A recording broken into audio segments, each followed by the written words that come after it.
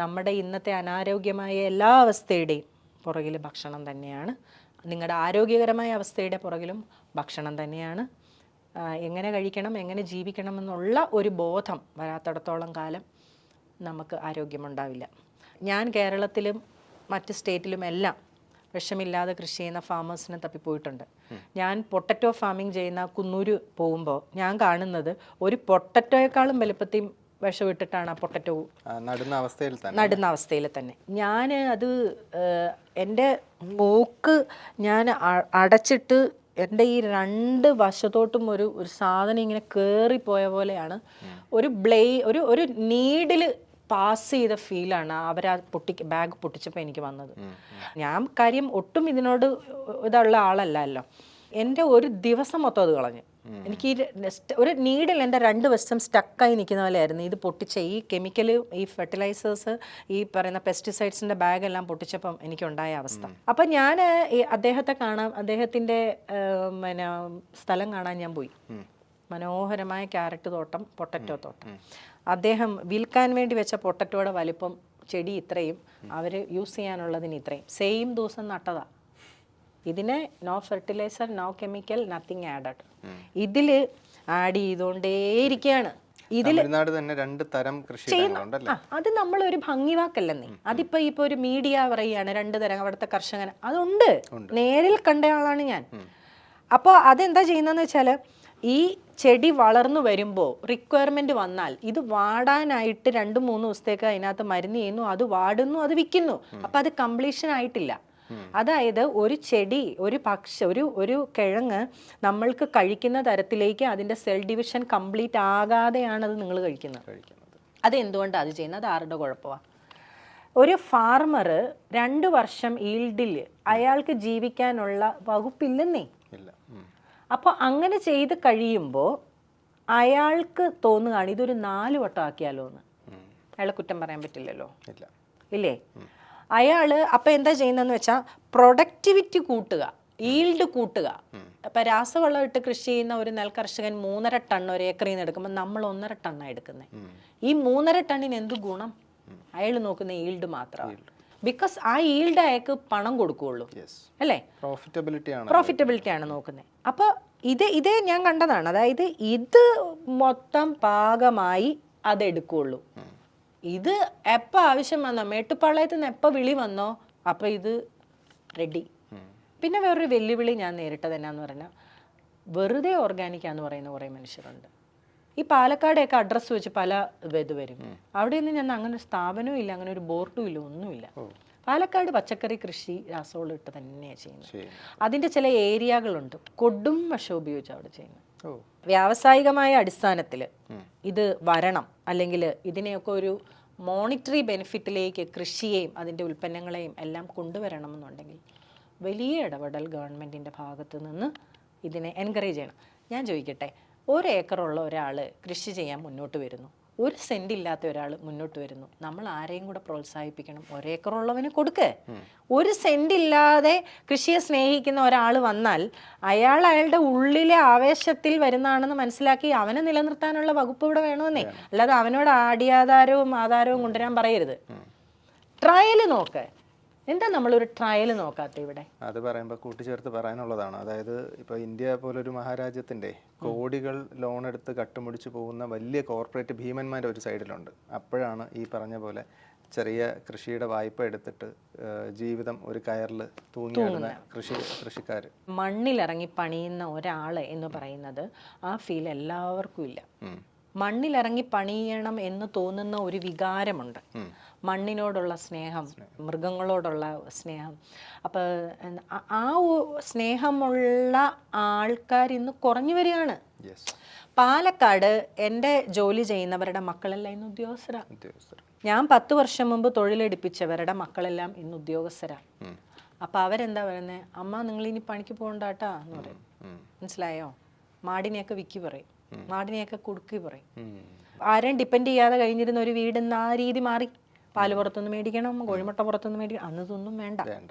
അപ്പം ഞാൻ പറയുന്നത്, ഗ്രാമങ്ങൾ പോലും മാറ്റങ്ങൾ കാണുക. എനിക്ക് അതിശയം വന്ന ചിറ്റൂര്, ഞാൻ ഈയിടെ ഇഡലിക്കട തപ്പിയിട്ട് അവിടെ മുഴുവൻ കുഴിമന്തി കട കണ്ടപ്പോൾ ഞാൻ അന്തം വിട്ടുപോയി. കാര്യം ചിറ്റൂര് ഞാൻ ആദ്യം പോയി പാലക്കാട് ജില്ലയിൽ എൻ്റെ 26 വയസ്സിൽ ഞാൻ പോയി പെടുന്നത് ചിറ്റൂരാണ്. കല്യാണപേട്ടയിലാണ്. മീശമാധവനൊക്കെ നമ്മൾ ഷൂട്ട് ചെയ്ത ആ മനോഹരമായ ഒരു സ്ഥലമാണ്.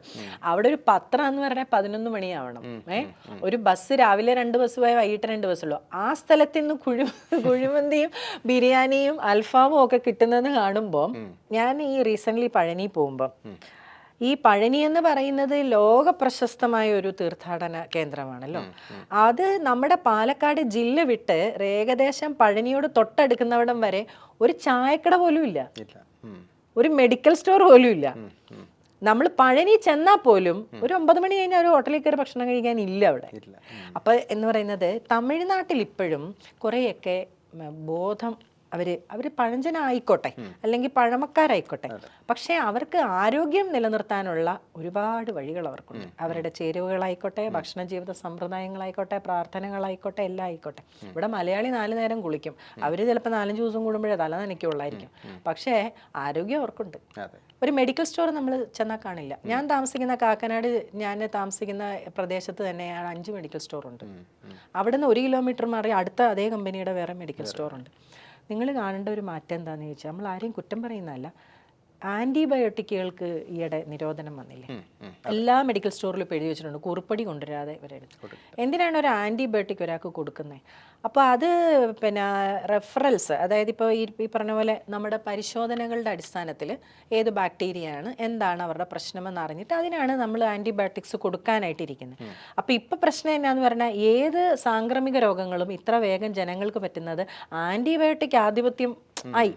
ആവശ്യമില്ലാതെ എല്ലാം കഴിച്ച് ബോഡി വീക്കായി. അപ്പം അങ്ങനെ ഒരു സിസ്റ്റം കൊണ്ടുവന്നു. അപ്പോഴും നമ്മൾ ആലോചിക്കണം, ഗ്രാമപ്രദേശങ്ങളിൽ വരെ ബ്രാൻഡഡ് ആയിട്ടുള്ള മെഡിക്കൽ സ്റ്റോറുകൾ വരാൻ തുടങ്ങി. ഗ്രാമപ്രദേശങ്ങളിൽ അത് വരാൻ തുടങ്ങി. മുക്കിലും മൂലയിലും മെഡിക്കൽ സ്റ്റോർ വന്നു. അതിൻ്റെ അർത്ഥം ഇവിടെ ആരോഗ്യം ഉണ്ടെന്നാണോ ഇല്ലെന്നാണോ? ഇല്ലെന്നാണ്. മണ്ണിൽ തുടങ്ങുന്ന ആ ജീവിതം, മണ്ണിൽ അവസാനിക്കുന്ന ജീവിതം എന്ന് പറയുന്നത് പോലെ, മണ്ണിൽ കൃഷി ചെയ്യുന്ന ഒരു കർഷകനെ നിങ്ങൾ വേദനിപ്പിച്ച് വിഷമിപ്പിച്ച് അയാൾക്ക് എല്ലാം നിഷേധിച്ച് കഴിഞ്ഞാൽ ഒരിക്കലും അയാൾക്ക് നിങ്ങൾക്കൊരു നല്ല പ്രൊഡക്റ്റ് തരാൻ പറ്റില്ല.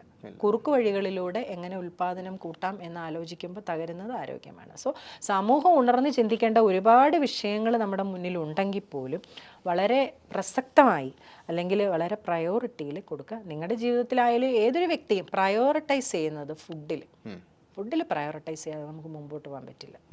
പിന്നെ മാനസികാവസ്ഥ, ഓടിപ്പാച്ചിലിൻ്റെ ഇടയിൽ ഇപ്പം ഞാനെല്ലാം നല്ല ഭക്ഷണവും കഴിക്കുന്നത്, എനിക്ക് ആരോഗ്യം വേണമെന്നൊന്നും എനിക്കറിയാം. എനിക്ക് ഇത്രയും സ്ട്രെസ് അല്ലേ, ഗവൺമെന്റ് മെഷീനറീസ് ആണെങ്കിലും സഹായിക്കണം. അതുപോലെ കൃത്യമായിട്ട് ആൾക്കാരെ ഐഡന്റിഫൈ ചെയ്ത് സഹായിക്കണം. വേറൊരു കാര്യം, ഇതുപോലെ ഇപ്പോൾ പല റെസ്റ്റോറൻറ്റ്സും ഈ പറഞ്ഞ പോലെ ഫുഡ് പോയ്സണിങ്ങും മറ്റു കാരണങ്ങൾ കൊണ്ട് പൂട്ടുകയും അത് ഒരാഴ്ച കഴിയുമ്പോൾ തന്നെ തുറക്കുകയും ചെയ്യും. അതൊക്കെ ആരാണ് ഇതൊക്കെ കൺട്രോൾ ചെയ്യേണ്ടത്? പണമാണോ ഇതിനെയൊക്കെ ഭരിക്കുന്നത്, ഈ സിസ്റ്റത്തെ? നമ്മളിപ്പോൾ ഞാൻ എൻ്റെ മക്കളെയോട് പറയും, നമുക്ക് പുറത്തുനിന്ന് ഭക്ഷണം കഴിക്കാമെന്ന് പറയുമ്പോൾ അവർ അമ്മയുടെ ആര്യാസ് അല്ലേ എന്ന് പറയും. ഇനി ആര്യാസിൽ ഞാൻ പോകും, ആര്യാസിൽ പോവാം, ചിലപ്പം എനിക്കറിയാവുന്ന ചില റെസ്റ്റോറൻറ്റ്സിൽ മക്കളെ അപ്പോൾ എനിക്ക് അവരിൽ പലരുമായിട്ട് എനിക്ക് നല്ല ക്ലോസ് ആണ്. ഈവൻ ആര്യാസിൻ്റെ ഓണർ ആയാലും അപ്പം നല്ല ക്ലോസ് ആണ്. പിന്നെ എനിക്ക് അവരുടെ കുറേയൊക്കെ ഫുഡിൻ്റെ ഒരു ഇതറിയാം. അപ്പം ഞാൻ ചെല്ലുമ്പോഴേ ഞാൻ പറയും, നമുക്ക് ആർക്കും പറയാം, അതെ നമുക്ക് ഇച്ചിരി ഓയിൽ കുറച്ചാൽ മതി, ഇല്ലെങ്കിൽ ഇങ്ങനെ മതി, അങ്ങനെ മതി എന്ന് പറഞ്ഞാൽ അവർ വില്ലിങ്ങാന്നേ ചെയ്തു തരാം. നമ്മൾ അങ്ങനെയൊന്നും ആവശ്യപ്പെടുന്നില്ലെന്നല്ലേ. അതുകൊണ്ട് കുറച്ചൊക്കെ നമ്മൾ വെജ് പുറത്തുനിന്ന് എപ്പോഴും വെജ് കഴിക്കുന്നത് തന്നെയാണ് നല്ല സേഫ്. അതാണ് കാര്യം. എൻ്റെ ബന്ധുക്കളൊക്കെ ഹോട്ടൽ ജോലിയിൽ ചെയ്യുന്നവരുണ്ട്, കുക്ക് ഷെഫായിട്ടൊക്കെ ഉള്ളവരുണ്ട്. അപ്പോൾ അവരൊക്കെ പറയുന്നത് ഈ ബിരിയാണിയുടെ ചിക്കനൊക്കെ പുഴുങ്ങി വെക്കാറുണ്ട്, മസാല അവർ അടിച്ചു വെക്കാറുണ്ട് എന്നൊക്കെ പറയുന്നുണ്ട്. അതെ, നമ്മൾ തന്നെ നമുക്ക് ഒരു ബോധം വേണം, നമ്മൾ എന്ത് കഴിക്കണം, എവിടെ നിന്ന് കഴിക്കണം, എങ്ങനെ കഴിക്കണം എന്നൊക്കെ ഉള്ളത്. ഇന്നത്തെ ഫാസ്റ്റ് ലൈഫിൽ നമുക്ക് കുറേ സൗകര്യങ്ങൾ ഉപയോഗിക്കേണ്ടി വരുമ്പോൾ പോലും അപ്പോഴും നിങ്ങൾക്ക് സാലഡ് കഴിക്കാം, പഴം കഴിക്കാം, ജ്യൂസ് കുടിക്കാം, അങ്ങനെയൊക്കെ ഉണ്ട്. ജ്യൂസിൽ പോലും പാലടിച്ചല്ലേ ഇപ്പം തരുന്നത്. എന്താ ആവശ്യത്തിനാണെന്ന് എനിക്ക് മനസ്സിലാവുന്നില്ല. എവിടെയെങ്കിലും പോകുമ്പോൾ ഇപ്പം നമ്മൾ ആദ്യം പറയണം, ഐസ് വേണ്ട, പഞ്ചസാര വേണ്ട, പാല് വേണ്ട. ഇത്രയും കാര്യം പറഞ്ഞാൽ ഒരു ജ്യൂസ് കുടിക്കാൻ പറ്റുള്ളൂ, ഫ്രഷ് ജ്യൂസ് കുടിക്കണമെങ്കിൽ. അപ്പോൾ ഇതൊക്കെ എന്തിനാണെന്ന് മനസ്സിലാകുന്നില്ല ആൾക്കാരെ ഈ രുചിയിൽ പിടിച്ചു നിർത്താൻ വേണ്ടിയിട്ട്. സോ ഞാൻ പറയുന്നത് ഒരു ആരോഗ്യമുള്ള ഒരു സമൂഹത്തിന് വേണ്ടിയിട്ട് ഒരു ഗവൺമെൻറ്റിൻ്റെ ഒപ്പം ഇതുപോലെയുള്ള എന്നെപ്പോലെയൊക്കെയുള്ള എളിയ വ്യക്തികളെ, സംരംഭകരെയും കൂടെ നിലനിർത്താനുള്ള, പൊളിഞ്ഞു പോയവരുടെ പട്ടികയിൽ പെടുത്താൻ ഒരുപാട് പേരെ കൂട്ടാതിരിക്കാൻ നമ്മളെപ്പോലുള്ളവരെയൊക്കെ നിലനിർത്താനുള്ള സംവിധാനങ്ങളും കൂടെ ആലോചിക്കേണ്ടതായിട്ടുണ്ട്. നമ്മളെപ്പോഴും സന്നദ്ധമാണ്. എന്തായാലും ഇതിൽ തന്നെ കാണും, ചെറിയൊരു ഗ്യാപ്പിൽ എന്തായാലും വരും, തിരിച്ചു വരും.